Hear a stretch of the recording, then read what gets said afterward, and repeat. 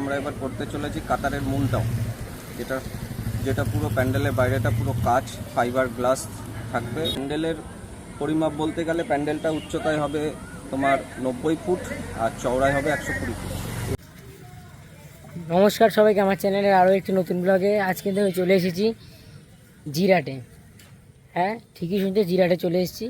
ইতিমধ্যে তোমরা জানতে পেরেছি জিরাটে কিন্তু কাতারের যে মুন টাওয়ার রয়েছে সেটা কিন্তু জিরাটে এবার তাদের জিরাট বারোয়ারি ক্লাবের উপস্থাপনায় কিন্তু রয়েছে এবার কাতারের মুন টাওয়ার।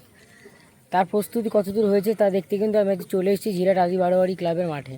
তো চলো তোমাদের দেখানোর চেষ্টা করছি এবং ক্লাব কর্তৃপক্ষর কাছ থেকে শুনে নেওয়ার চেষ্টা করছি যে প্যান্ডেল এবার কী চমক রয়েছে এবং মাতৃপ্রতিমায় কী চমক রয়েছে প্রতিবারের মতো।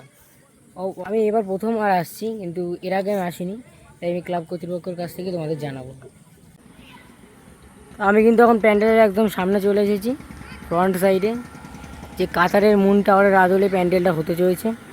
কিন্তু দেখতে পাচ্ছ দুদিকে দুটো স্ট্রাকচার করা হয়েছে, একদম মুন শেপে কিন্তু একদম এখান থেকে উঠবে প্যান্ডেলটা করা হবে। তোমরা দেখতেই পাচ্ছ এবারে কিন্তু জিরাট বারোয়ারি তাদের উপস্থাপনায় রেখেছে কাতারের মুন টাওয়ার, তা কিন্তু গড়ে উঠছে তাদের এই মাঠ প্রাঙ্গণে। কাতারে যে মুন টাওয়ার রয়েছে তার উচ্চতা কিন্তু রয়েছে 960 ফুটের মতো। এবার তাদের এই মণ্ডপে উচ্চতা কত হতে চলেছে বা কী দিয়ে এই মণ্ডপটা তৈরি করা হবে পুরো, তা আমি কিন্তু ক্লাব কর্তৃপক্ষের কাছ থেকে শুনে নেব এবং তোমাদেরও ভিডিওর মাধ্যমে তা তুলে ধরার চেষ্টা করবো। আমি জুম করে প্যান্ডেলটা দেখানোর চেষ্টা করছি।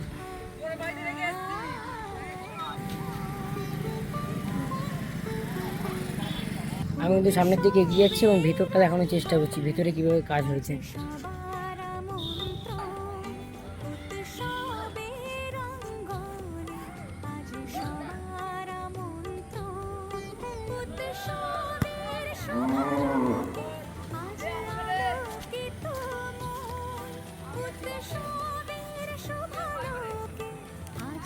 ভেতরেও কিন্তু বাঁশের কাজই কমপ্লিট হয়েছে, এখনো কোনো বিশেষ কাজ শুরু হয়নি।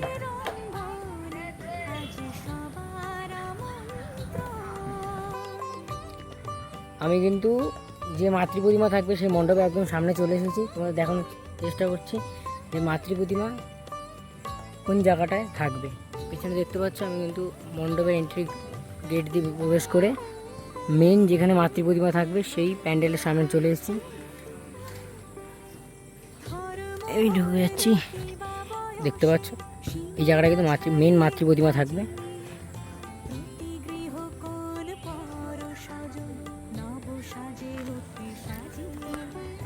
শিল্পীরা কিন্তু কাজ করে বিশ্রাম নিচ্ছে, প্রচুর বাস পড়ে আছে মাঠের আশপাশে। তো চলো বেশি কথা না বাড়িয়ে এখানে যে মেন কর্মকর্তা বা ক্লাব কর্তৃপক্ষ লোক রয়েছে তার মুখ থেকে আমি তোমাদের সামনে তুলে ধরার চেষ্টা করছি এবারে প্যান্ডেলের চমক কী রয়েছে এবং কী দিয়ে প্যান্ডেল তৈরি হতে চলেছে।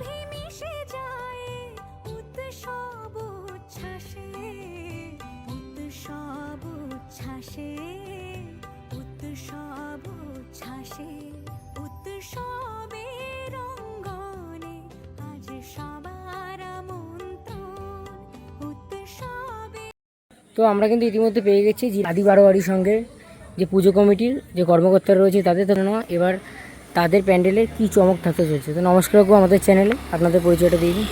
আমার নাম সুরজিৎ প্রসাদ, ওর নাম অমিত গুপ্ত। আমরা এই পুজো কমিটিরই একজন মেম্বার। তো আমাদের এবার প্যান্ডেলের চমক বলতে আমরা এবার করতে চলেছি কাতারের মুনটাও, যেটা পুরো প্যান্ডেলের বাইরেটা পুরো কাঁচ ফাইবার গ্লাস থাকবে এবং তোমার ভেতরে থাকবে ক্রিস্টাল গ্লাস এবং মাতৃপ্রতিমায়ও ক্রিস্টাল গ্লাসের চমক থাকবে। তো মাতৃপ্রতিমায় কত উচ্চতা হতে চলেছে বা প্রতিমায় আমাদের মণ্ডপের একটা নির্দিষ্ট মাপ আছে।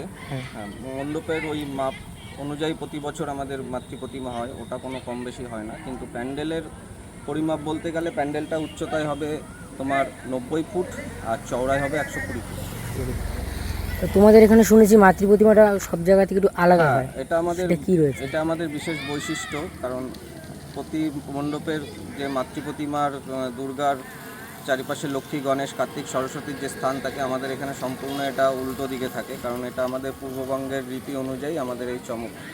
এটা পূর্ববঙ্গের যারা এসে এই পুজোটি শুরু করেছিল তখন থেকে এই রীতি অনুসারে এটা হয়ে আসছে। তা মুন টাওয়ারে কি কোনো লাইট সুইং শোয়ের ব্যবস্থা থাকছে? হ্যাঁ, আমাদের এখানে আমাদের তৃতীয়ার দিন সর্বসাধারণের জন্য প্যান্ডেল ওপেনিং করে দেওয়া হবে এবং তৃতীয়া থেকে দশমী পর্যন্ত আমাদের প্যান্ডেলে সন্ধ্যে 6টা থেকে রাত্রি 11টা-12টা অবধি সাউন্ড ও লাইট সহযোগে শো থাকে। আচ্ছা, প্যান্ডেল প্রস্তুতির কাজ কবে থেকে শুরু হয়েছে? প্যান্ডেল প্রস্তুতি শুরু হয়েছে, আমাদের খুঁটি পুজো হয়েছে 20শে জুন, তবে থেকেই প্রস্তুতির কাজ শুরু হয়েছে। এখন প্রায় ধরো 60% অবধি কমপ্লিট হয়ে গেছে। আগামী যত দিন যাবে আরও প্রস্তুতি এগিয়ে যাবে। আচ্ছা, তাহলে দর্শনার্থীরা কবে থেকে দেখতে হবে? দর্শনার্থীরা তৃতীয়া থেকে আমাদের সর্বসাধারণের জন্য তৃতীয়া থেকে সর্বসাধারণরা দেখতে হবে। তো অসংখ্য ধন্যবাদ আমাদের চ্যানেলে সময় দেওয়ার জন্য। তো তোমরা শুনতেই পারলে কর্মকর্তাদের কাছ থেকে যে কবে থেকে প্যান্ডেল উদ্বোধন করা হবে এবং প্যান্ডেল কী দিয়ে তৈরি হচ্ছে বা প্যান্ডেল উচ্চতা কত হতে চলেছে তা কিন্তু কর্মকর্তারা বলেই দিল। তোমরা তাদের মুখ থেকে শুনে নিলে। এই প্যান্ডেলের ভেতরের দিকে কিন্তু পুরোটাই ক্রিস্টাল গ্লাসের কাজ হবে, যা তোমরা ক্লাব কর্তৃপক্ষের কাছ থেকে শুনতে পারলে। পুরোটাই ক্রিস্টাল গ্লাসের কাজ হতে চলেছে। এবার এই কাতারের মুন টাওয়ারের আদলে যে মণ্ডপটি গড়ে উঠছে তাদের এই জিরাট আদল বারোয়ারি ক্লাবের মাঠে, তা কিন্তু পুরোটাই ক্রিস্টাল গ্লাসের কাজ হতে চলেছে। পুরো কিন্তু সামনে দিয়ে প্রবেশ করে পুরো মণ্ডপটা দেখে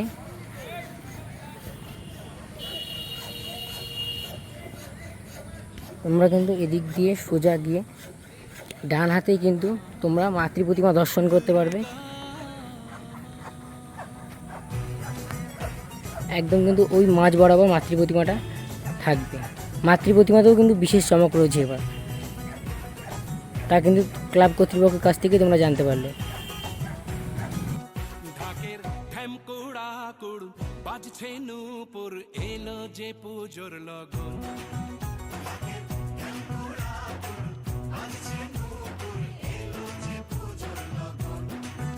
মায়ের আলতা তো তোমরা কিন্তু শুনে নিলে ক্লাব কর্মকর্তাদের কাছ থেকে যে এবারে তাদের প্যান্ডেল কী দিয়ে তৈরি হতে চলেছে এবং প্যান্ডেলের উচ্চতা কত থাকবে। তারা যা বললো তাদের কথা অনুযায়ী প্যান্ডেলের যে বাইরের অংশটা রয়েছে তা কিন্তু কাঁচ এবং ক্রিস্টাল গ্লাসের সাহায্যে পুরোটাই তৈরি করা হবে এবং প্যান্ডেলের যে উচ্চতা রয়েছে, উচ্চতায় কিন্তু প্যান্ডেলটা হতে চলেছে 90 ফুট এবং এই চওড়ায় কিন্তু হতে চলেছে 120 ফুট।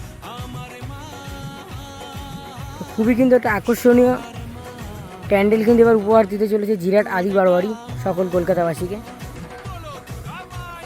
তো আজকের মতো ব্লগটি এখানেই শেষ করলাম। বেশি ব্লগের টাইমটা না বাড়িয়ে আমি অল্পর মধ্যে বিস্তারিত তথ্য যা যা তোমাদের সঙ্গে তুলে ধরার দরকার ছিল তাই কিন্তু ভিডিওর মাধ্যমে তুলে ধরার চেষ্টা করলাম। ভিডিওটি ভালো লেগে থাকলে অবশ্যই লাইক, কমেন্ট, সাবস্ক্রাইব করবে এবং বন্ধুদের মধ্যে শেয়ার করতে কিন্তু একদমই ভুলবে না। এরকম নতুন নতুন আরও ভিডিও আমি নিয়ে আসবো কলকাতার বিভিন্ন পুজো মণ্ডপে গিয়ে তাদের প্রস্তুতি কাজ কতদূর চলছে এবং কী থিম রয়েছে তাদের এবারে 2024 দুর্গা উৎসবে, তা কিন্তু আমি তোমাদের সামনে তুলে ধরবো। তো আমার চ্যানেলে কিন্তু চোখ রাখবে এবং আজকের মতো টাটা। তো তোমরা যারা যারা এই জিরাট আদি বারোয়ারি সঙ্গের পুজো দেখতে আসতে চাও তাদের জন্য বলে রাখি, তোমরা কিন্তু হাওড়া থেকে কাটোয়া লোকাল ধরে ব্যান্ডেলের 5টা স্টেশন পরেই কিন্তু আর জিরাটে নেমেই কিন্তু তোমরা ওই রেলের গেটটা ক্রস করে হাঁটা পথে 10 মিনিট হাঁটলে কিন্তু পৌঁছে যাবে জিরাট আদি বারোয়ারি পুজো কমিটির মাঠে, যেখানে এবারে কাতারের মুন টাওয়ার গড়ে উঠছে।